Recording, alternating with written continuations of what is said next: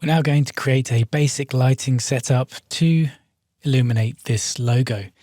And as you can see, it's just got the standard C4D material on, and it's rather dull and boring. So I've just made this material which I'm going to use to facilitate the lighting of this object.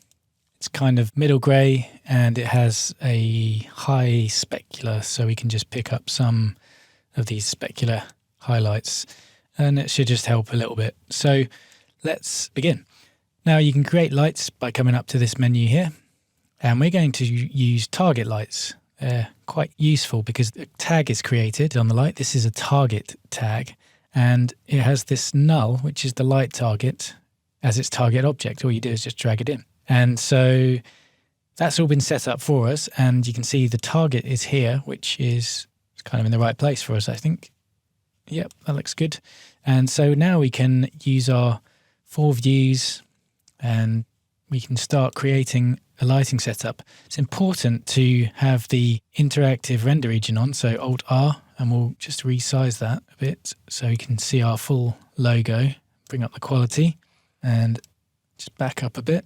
So let's start making our key light. So I'm just going to call it key. I want to change the type of light it is. Let's bring this up and we'll select it once again to an area light. And I also want to have some area shadows on here as well. And now I want my key to be a bit warm, so you can light with the kelvins or hue saturation value, whatever you fancy really, but we're right here, so I'm just going to move it over to something a bit warmer. So we need to start positioning this now, and we can do that quite easily because of the target tag that's on the light. So if we just back out here, you can now see where that light is. So just move it around. You can see that we are getting a sort of hot spot. It's not exactly how I want it to be, and it's because I haven't got any fall off on. So I'm going to turn on the fall off inverse square, and now it's way too strong. So I'm going to bring that fall off down using the top view, just so it's kind of encompassing the logo. And now that's kind of lit a lot better, isn't it, I think? So now I'm going to back out of this and just keep adjusting this over. And it's important to really just start. You're not going to spend too long on one light because the other lights will have an effect, and of course they will. So now we need to bring in another light, and I want it to be a target light too, so I'm just going to command click and drag, and this will be a fill light. So we don't want any shadows on this one. I'm going to turn those off, and maybe I want this to be a bit cooler, so I'm going to bring it over to this color range, to the blues, and I'm going to move it around. So I want it to be kind of around here. So if we go back to our perspective view, you can see, if we just turn these off, where we've come from. It was quite flat before, and now we're starting to pick up the details in the modeling. Let's bring in another light. Actually, that fill light is way too strong. I think we need to balance out what's going on here. So let's bring that down, and that looks better. Okay, so now we need something to pick up the highlights a bit more, so we can use a rim light for that. So I'm going to make another copy, and we'll call this rim. I'm going to change this to be a spotlight. I'm going to increase the strength. Let's come back to our 4 views.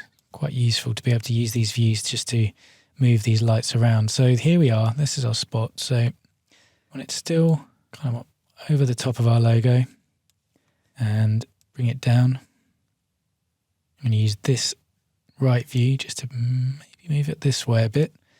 I want its fall off to come down here. Let's just toggle that on and off. And you see now we're maximize this view. So now we're lighting this area here with that light, providing some illumination there. We can really pick up the specular highlights with a bit more intensity maybe. Just kick that up.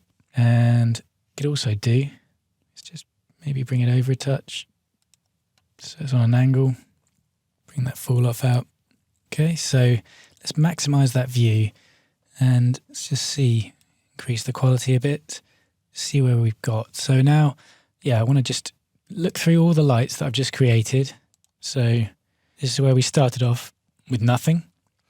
Then we added our key light. We used the fill to fill in some shadows. And you know what? In fact, I'd probably bring that around a bit more. maybe just a touch more. So I'm getting in there. And you can see that lighting, you can just keep tweaking. It's good to just keep having a play around. And then finally, we filled in this area here and picked up some of these highlights. And you can see in this area as well, just catching those edges. And that's why it's important to add those details to your models. So if we just render this now, you can see we've added a material to help us light it. Then we used a basic 3-point light setup, mix of area lights and a spotlight using target lighting. And this is really just scratching the surface of lighting in 3D. As your C4D journey continues, you'll start to use different types of lighting setups. But for now, we've definitely learned enough to keep moving on. And the next stage of this would actually be adding materials. And it's important to note, when you add materials, they're going to have an effect on the lighting in the scene as well. So you'll probably end up tweaking the lighting setup again. But for now, we've got this lighting setup. We can move on.